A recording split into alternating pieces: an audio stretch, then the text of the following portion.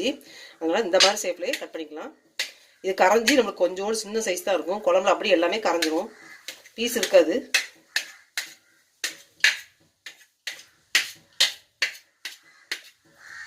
அவ்வளோதான்.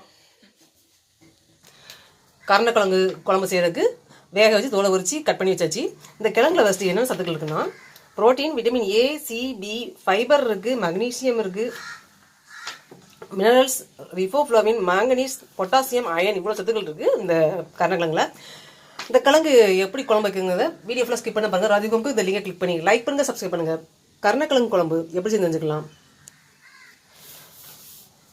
லெசர்யாம் சொல்கிற கருணக்கிழங்குல லேடிஸ் வந்து பெண்கள் சாப்பிடும்போது மாதவிலக்கு ஏற்படும் பார்த்தீங்களா, அந்த அதுக்கு முன்னாடி உங்களுக்கு கைகால் எல்லாம் வரும். அந்த மாதிரி வலியை போக்குறது வந்து இந்த கருணக்கிழங்கு உண்டு. அதே மாதிரி தலைவலி, மென்சஸ் டைமோட நமக்கு வந்து தலைவலிக்கும் பெண்களுக்கு. அந்த டைமில் வந்து சாப்பிடும்போது அதிகப்படியாக உதிரி போக்கு கட்டுப்படுத்தும், தலைவலி